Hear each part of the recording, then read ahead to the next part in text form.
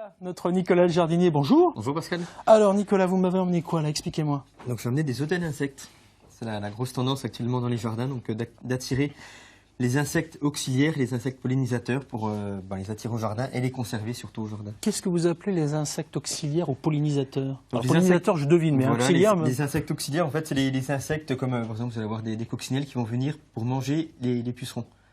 Donc voilà, c'est un auxiliaire au jardin. Donc si on arrive à bien les attirer, à bien les faire garder au jardin dans ces fameux hôtels, donc en fait on aura beaucoup moins d'insectes ravageurs, donc on traitera beaucoup moins. Donc en fait avec ces hôtels on va leur apporter le gîte et dans le jardin il y aura le couvert. Ah c'est pas mal ça. Voilà. Très bien, très bien. Alors expliquez-moi le gîte, parce que celui qui est là qu'on voit à l'image, j'imagine maintenant, à plusieurs étages, il n'y a pas d'ascenseur, il n'y a pas d'escalier, je ne sais pas comment ils font pour monter. Mais bon, expliquez-moi pourquoi les pommes de pin, pourquoi le grillage, pourquoi les petits tubes, pourquoi tout ça et comment ça se fait?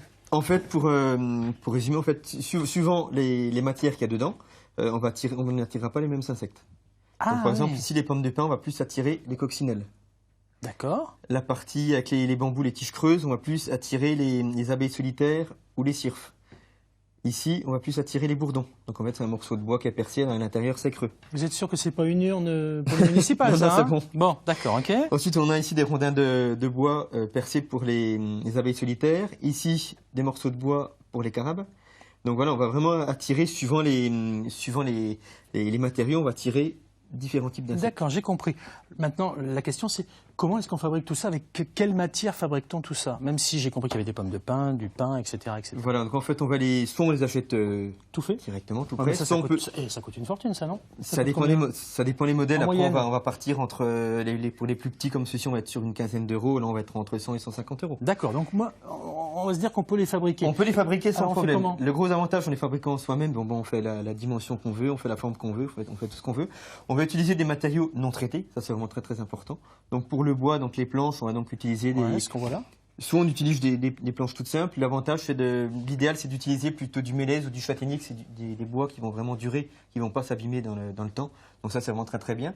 On va donc faire la dimension qu'on veut. On va donc ensuite faire des différents compartimenter en fait, voilà, suivant les insectes qu'on a. Est-ce qu'on fait suivant les insectes qu'on a dans son jardin, chez soi, ou alors est-ce qu'on fait quelque chose d'établi? Vous me parliez des coccinelles en bas, des pucerons, des machins, des trucs au-dessus, etc. Après, on peut le faire un peu comme on veut. Après, c'est plus la déco. Après, on va un petit peu faire quelque chose parce que c'est quand même très décoratif, ça. C'est très décoratif, bien sûr. Après, on peut faire aussi des tout petits, tout simples comme ça, qu'on va répartir dans le jardin. Ouais. On va mettre un seul matériau par hôtel. Ouais. Et après, donc, on peut donc le faire vraiment soi-même, vraiment comme on veut. Donc, on pourra donc mettre, comme on a ici, par exemple, les pommes de pin. On pourra donc utiliser ensuite des tiges creuses comme le bambou. Des tiges creuses à moelle pour attirer la cirfe. Donc ça, c'est par exemple des tiges de framboisier. C'est quoi ça? Donc elles sont creuses et dedans, il y a de la moelle qui est toute molle. Montrez par là, ça sera beaucoup mieux, ouais. Il y a des pics là sur votre truc là. C'est du framboisier, oui. Ah, donc ça c'est cru et donc dedans il y a donc de la moelle, c'est donc assez mou. Donc ils vont donc venir dedans faire des galeries et donc être à l'abri pour l'hiver, ils vont passer l'hiver tranquille. Ouais. On peut utiliser également des pots en terre cuite qu'on va remplir de foin ou de paille. Donc là-dedans on va donc attirer des perce-oreilles par exemple ou les chrysopes. Donc ça c'est très utile également au jardin pour les pucerons et pour les cochenilles.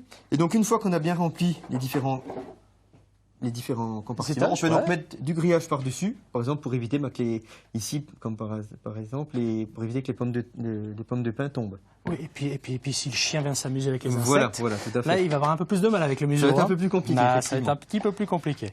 Très bien, parfait. On le met où dans son jardin? Donc on le met plutôt d'un endroit sud-sud-est, à l'abri du vent. Ça c'est très important, c'est pour ça qu'on met toujours... On bloque toujours l'intérieur, on ne laisse pas complètement ouvert, vraiment pour qu'il soit à l'abri du vent. Ouais, on le fixe à peu près à minimum 30 cm de hauteur. Ouais. On le met dans un endroit plutôt calme, on évite des endroits où il y a trop de passages. C'est vraiment bien de le mettre dans un endroit calme. On peut le mettre par exemple si vous avez des branches que vous avez coupées, des feuilles mortes, vous pouvez en mettre pas très loin, ça attirera également d'autres insectes dans ces tas de branches. Et ce qui est pas mal également, donc en plein été, par exemple de semer une jachère fleurie, quelque chose autour pour attirer ces insectes pollinisateurs et auxiliaires qui seront pas très loin de leur hôtel. Et donc du coup, ils commenceront un petit peu à aller le coloniser durant la belle saison. Eh ben génial, ils vont passer les vacances en Bourgogne-Franche-Comté dans les hôtels à insectes. Bien au chaud, super, j'espère que vous êtes aussi bien au chaud avec nous devant vos écrans. Merci Nicolas Jardinier pour tous ces bons conseils. Les hôtels à insectes à retrouver aussi sur les réseaux sociaux. Évidemment, vous connaissez les cactus.